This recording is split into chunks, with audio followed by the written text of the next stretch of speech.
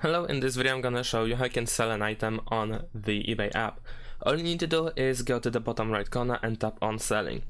This is pretty much the starting point, and then over here you have list an item.